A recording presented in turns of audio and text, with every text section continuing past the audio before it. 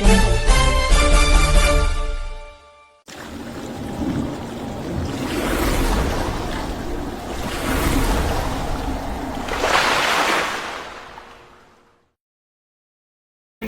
ಮಾಡಿದ್ರೆ ಯಾವ ರೀತಿ ಮೌಲ್ಯಗಳನ್ನ ರೂಢಿಸಿದರೆ ಆ ರೀತಿ ಮಗು ಕಲಿಯುತ್ತೆ. ಆ ಒಂದು ನಿಟ್ಟಿನಲ್ಲಿ ನಾನು ಜಾಸ್ತಿ ನಿಮ್ಮ ಸಮಯವನ್ನು ತೆಗೆದುಕೊಳ್ಳಕ್ಕೆ ಹೋಗಲ್ಲ. ನನ್ನ ಕಡಾಖಂಡಿತವಾಗಿ ಏನಂದ್ರೆ, ಮುಳಬಾಗಿಲು ತಾಲೂಕಿನಲ್ಲಿರುವಂತಹ ಎಲ್ಲಾ ಮಕ್ಕಳು ನಮ್ಮ ಮಕ್ಕಳೇ. ಆ ಮಕ್ಕಳಲ್ಲಿ ವಿಶೇಷವಾದ ಒಂದು ಜ್ಞಾನ ತುಂಬಿ ಉತ್ತಮವಾದ ವಿದ್ಯಾಭ್ಯಾಸವನ್ನು ರೂಢಿಸಿ ಮುಳಬಾಗಿಲು ತಾಲೂಕಿನ ಘನತೆ ಗೌರವಗಳನ್ನ ಹೆಚ್ಚಿಸಬೇಕು ಅನ್ನೋದೇ ನನ್ನ ಒಂದು ಮನವಿ.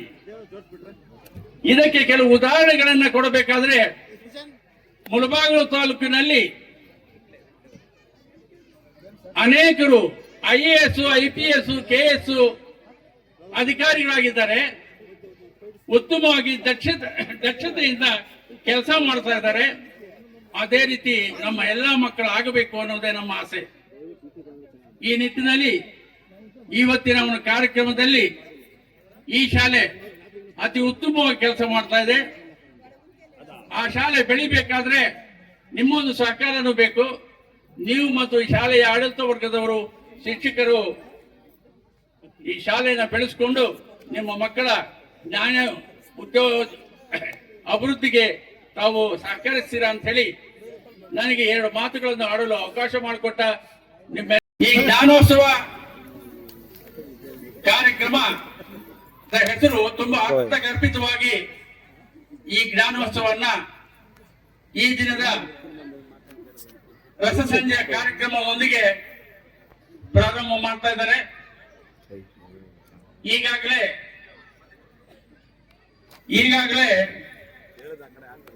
3-4 ದಿನ ಅತಿಥಿಗಳು ನಿಮ್ಮ ಸಮಯವನ್ನ ತೆಗೆದುಕೊಂಡು ಅನೇಕ ವಿಚಾರಗಳನ್ನ ಹೇಳಿದ್ದಾರೆ.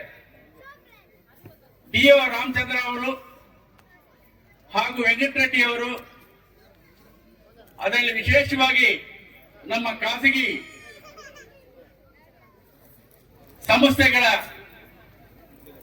ಅಧ್ಯಕ್ಷರಾಗಿರುವಂತಹ ಶಂಕರ್ ಅವರು ತುಂಬಾ ಕೂಲಂಕುಷವಾಗಿ ವಿದ್ಯಾರ್ಥಿಗಳನ್ನ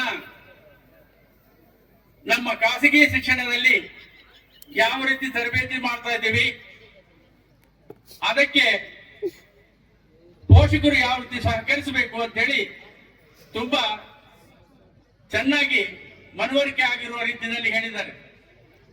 ಆದರೆ ನನ್ನ ಒಂದು ಕಾನ್ಸೆಪ್ಟ್ ಏನಪ್ಪಾ ಅಂತ ಹೇಳಿದ್ರೆ, ಈ 4 ಜನ ಆಡಿರುವ ಮಾತುಗಳನ್ನ ತಾವೆಲ್ಲ ಆಲಿಸಿದ್ದೀರಾ, ಕೇಳಿದ್ದೀರಾ. ಈಗ ನೀವು ಕೇಳಿರೋ ಭಾಷೆಗಳನ್ನ ಅರ್ಥ ಮಾಡ್ಕೊಂಡಿದ್ದೀರಾ. ಮುಂದೆ ನಾವು ಏನು ಮಾಡಬೇಕು ಅನ್ನೋದನ್ನ ಇವತ್ತು ಇಲ್ಲಿ ತೀರ್ಮಾನ ಮಾಡ್ಕೊಂಡು ಹೋಗ್ಬೇಕು ಅಂತ ನನ್ನ ಒಂದು ಅನಿಸಿಕೆ. ಪೋಷಕರು ಬಂದಿರುವುದು ಬರೀ ನಿಮ್ಮ ಮಕ್ಕಳ ಡ್ಯಾನ್ಸ್ ನೋಡೋಣ, ನಮ್ಮ ಮಕ್ಕಳಲ್ಲಿ ಇರುವಂತಹ ಕೌಶಲ್ಯಗಳನ್ನು ನೋಡೋಣ, ಸಂತೋಷ ಪಡೋಣ ಅನ್ನೋದು ಜೊತೆಗೆ ಇವತ್ತು ವಿಶೇಷವಾಗಿ ನೀವೊಂದು ತೀರ್ಮಾನವನ್ನ, ನಿರ್ಧಾರವನ್ನ ತೆಗೆದುಕೊಂಡು ಹೋಗ್ಬೇಕು. ನನ್ನ ಮಗು ಮುಂದೆ ಏನಾಗಬೇಕು, ಆ ಮಗು ಆಗಬೇಕಾದ್ರೆ ನಾನು ಯಾವ ರೀತಿ ಮಗುವನ್ನ ಪೋಷಿಸಬೇಕು ಅನ್ನೋದನ್ನ ತಾವು ತೀರ್ಮಾನ ಮಾಡ್ಕೊಂಡು ಹೋಗ್ಬೇಕು.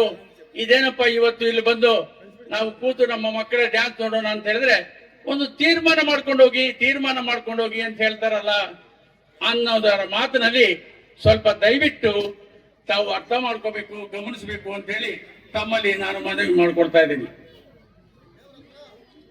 ಮಾತೃ ದೇವೋಭವ,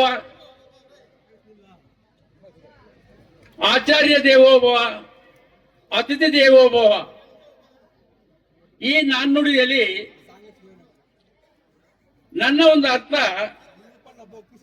ಇವತ್ತಿನ ಒಂದು ಮಕ್ಕಳನ್ನ ತುಂಬಾ ಹತ್ತಿರವಾಗಿ ನೋಡುವಂತದ್ದು